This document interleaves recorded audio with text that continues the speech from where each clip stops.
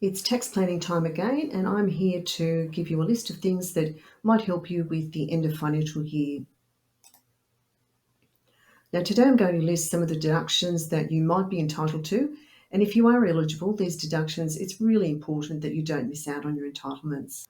But obviously, I don't know your individual circumstances, so if any of these appeal to you, please do follow up with us and just make sure that these strategies are right for you. I'll start with the budget measures. Now, the big thing, of course, is the personal tax cuts. These were announced last year. They've been modified to include everyone instead of just some people. So this table gives you a good idea of how that changes. The lower income threshold doesn't change at all. So over here we've got 2024 income year rates, and over here we have the rates that will apply from the 1st of July. So this bracket here was 19%, it's going down to 16%, and the next bracket actually increases. So it doesn't stop at 120. The people that are up to 135 are now on this lower bracket, and it also reduces from 32.5% to 30%. Then at 37%, the rate stays the same, but more people are included in it, with the end of the bracket finishing at 190,000, and the top tax rate stays at 45% with this stage 3 cuts. Now, how does it affect you? There is actually a really good website. The ABC has published a calculator, and I find that really helpful. So, for example, I've popped this in for a client who earns 75,000, and the calculators advised me that that taxpayer will save $1,554 per year. If you'd like to use the calculator, that's the shortcut to it, and we will also put that in the description of this video and in our newsletters. The next budget announcement is the instant asset write-off, and that doesn't change for the 24 year, but it does change. It extends the instant asset write-off to the 30th of June 2025. So there's no big rush to get the expenditure completed, although to complete your expenditure before the 30th of June 2024 will bring forward that deduction into this current financial year. So expenditure of less than $20,000, you can claim a 100% tax deduction, but it only applies to businesses with turnovers under $10 million. Now, in order to qualify, your turnover must be under $10 million. It does apply to second-hand assets and new assets. It also applies to improvements. So if you've installed something some time ago and you're now completing an improvement, that is also tax deductible under these rules. Just remember, it must be installed and ready for use. So if you've ordered something and it doesn't arrive at your premises before the 30th of June, unfortunately, it will miss out. So there are some assets that are ineligible for this provision. One of them is the private portion of assets. For example, you might have purchased a computer, which is 50% private and 50% business. Obviously, the 50% private is not claimable. Capital works are not allowed as a deduction under this provision as well. Capital works are things like fit outs to your business premises. So anything that's affixed to the building. Assets that are not in Australia or not used in Australia are not eligible. Some primary production assets are not eligible, and non-business assets, of course, are not eligible. Assets that are leased out, I apologise for the typo, leased out for more than 50% use are also not eligible. So some of our asset protection companies will not be able to claim this. Now, for those businesses that have a turnover of under $10 million, where they purchase assets that are $20,000 and more, they will depreciate at 15% in the first year and 30% in subsequent years. For those clients that have a turnover of $10 million and above, portable FBT exempt devices will be 100% claimable, and that's actually applies to everybody. So if you provide those portable devices for business use to your employees, for example, mobile phones, laptops, they are 100% claimable and they're FBT exempt if they're for business use. So items that are under $100 are immediately write-off. Items costing between $100 and under $1,000 are depreciated at 18.75% in the first year and 37.5% in subsequent years. Assets costing $1,000 and above are depreciated over their useful life. So So a budget announcement actually from last year was a payday super. So you will be required to pay your employee super on payday, not wait till the end of the quarter. It's planned to start on the 1st of July 2026. Electric vehicles have remained the same, so they're FBT free, but they must be under the luxury limit of 89,332. The government's going to review this before the mid 2027. The consequence of this is if you purchase an electric vehicle under the luxury limit, you'll be able to depreciate that as a 100% business use. So it will depreciate at the usual rates depending on the size of your business. You'll be able to claim all of the fuel, all of the rego insurance, repairs and maintenance, and it will be able to be claimed 100% in the business with no fringe benefits tax. So you can actually purchase a vehicle for someone that has nothing to do with the business. It might be someone that's a daughter or a son or a wife, and the employee can take that as their FBT item and can give it to an associate to drive, and there will be no fringe benefits tax, but you will obtain the tax deduction for it. It's quite a good incentive. I guess the thing is the government will review this before the mid 2027 is what they're saying, and they might remove the provisions. So if that happens, you may need to transfer the vehicle to the individual, and you'll just pay tax on the value of the vehicle at that time.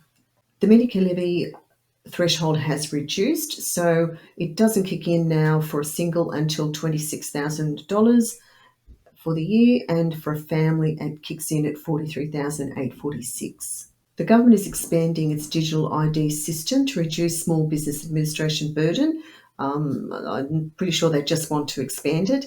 I don't think it really reduces administration burden. So anyway, we can see more digital ID systems. The government's also introducing some free online training for small business in the cybersecurity area. And they're also providing a service. If you do have a cybersecurity incident, they will be providing a free service for you to go and get some help, and an online cybersecurity check. These are not up and running as yet. When they are, we will put all the information in our newsletters, and we'll also give them a trial run and let you know what we think. The ATO will have the discretion to not withhold refunds on all debts. There are some taxpayers who've had some very old debts the ATO have deemed uneconomic to recover, and they don't actually write them off, but they just don't collect them. In the past, they need to keep refunds. They have no discretion. If you have a refund issued to you and you have one of these old debts, the ATO keeps your refund. So the ATO is looking for a discretion to not do that, to actually issue the refund. I'm thinking that they will only exercise that discretion in cases of hardship or illness, something like that. The budget announced also a $75 per quarter energy rebate to households in the next 4 energy bills in 2024-25. So they will be a direct deduction off your energy bill. I think we've seen those before.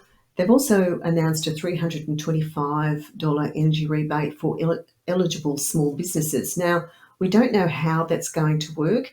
It's going to come off the electricity bill, is everyone sort of seems to think, but how they're going to determine who is an eligible small business, I can only surmise that it might be on the size of your electricity bill, and it would have to be to a business. So those of you that sort of work from home, have your office at home, you probably will miss out on it. Now, the budget also announced extended ATO compliance program and extra money for the ATO, and of course that means ATO audits. And the ATO's focusing this year on short-term rental properties. They're particularly looking for those people that use something like Airbnb, but also use the property privately. And that has some consequences for your tax return when you use your rental property privately. They're looking also at the shadow economy, where people just stay right outside the tax system, and also tax avoidance schemes. So if something seems like, you get a great idea on how to avoid your tax, please talk to us. Some of these things will really get you into a lot of trouble. Next to the non-budget measures, the things that we would want to look at most years, and we'll just go through that list.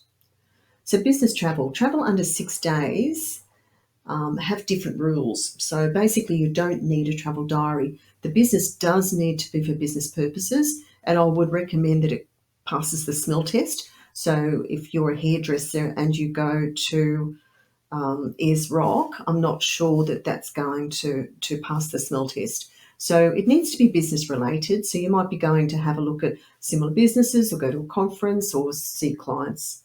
And for 6 days, you don't need the travel diary. You can claim the cost of the travel and accommodation, and you can pay for it now and travel after 30 June. Also consider paying expenses in advance, things like rent and interest.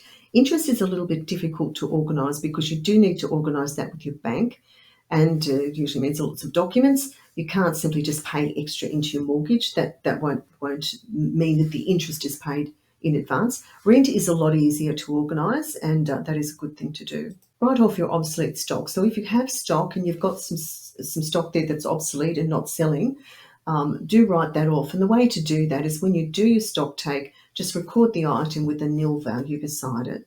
Write off your bad debts. You need to have taken reasonable steps to recover it. That doesn't mean you have to have taken them to court. It means that reasonable steps. So if it's a large amount, yes, you probably need to have seen a lawyer. But if it's a small amount and you've made some phone calls and sent the various follow-ups, then and it's quite old. So if it's 9 months or more old, it's very likely to be a bad debt, and you should be able to write those off. And just remember that the actual write-off needs to occur before the 30th of June. Purchase deductible clothing, protective clothing and qualifying uniforms. Do that before the 30th of June to obtain your deduction. If you'd like to buy your staff an exempt gift, the time to do that is before the 30th of June. These must be under $300 and infrequent, and they can't be entertainment. So it can't be something like a restaurant voucher. It can be a Coles Myer voucher or even a Pure Indulgence voucher actually qualifies. So, but not something that's entertainment like golf or restaurants. Also pay your staff bonuses before the 30th of June. I know a lot of businesses calculate their bonuses up to the 30th of June, but please try to do the calculations and run those in the pay run that hits before the 30th of June.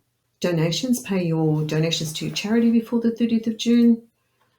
And consider paying wages to spouse and children. These must be at commercial rates and must be for time actually worked. But sometimes I see spouse and children that do actually work in businesses and they're not paid, and it's an opportunity lost because those people are at lower tax rates, and it's a great opportunity to pay some income to someone at a lower tax rate and do that legitimately. Staff superannuation, that should be paid before the 25th of June. It's very important to pay it by then because the super fund must have received it in order for that to be a tax deduction for you. Deductible super contributions are a maximum of $27,500, so it's good to use that maximum contribution. If your super balance is under $500,000, you can actually use the brought forward rule. So if in previous years you've not contributed the maximum amount, you can bring that forward. If you're interested in that, let us know because we can look that up on the ATO for you to see what those amounts are, or you can also look that up on your MyGov. Now, just remember to do these things on the 30th of June. Do a stock take. We need a list of all of the stock on hand for those of you that have stock. We need also you to record your odometer reading. So if you have a vehicle that is being claimed on a logbook basis, we need the odometer reading at the 30th of June every year, not just in the year that you prepare your logbook.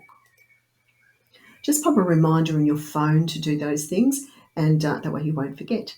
There's more. There's trust distributions. Now, trust distributions must be minuted and signed and dated before the 30th of June.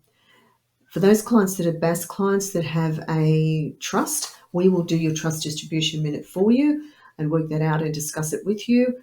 Those of you who are not BAS clients, we will send you a template so that you can complete that. But it is very important. If you don't do that, the trustee is taxed, and the tax rate is 45%.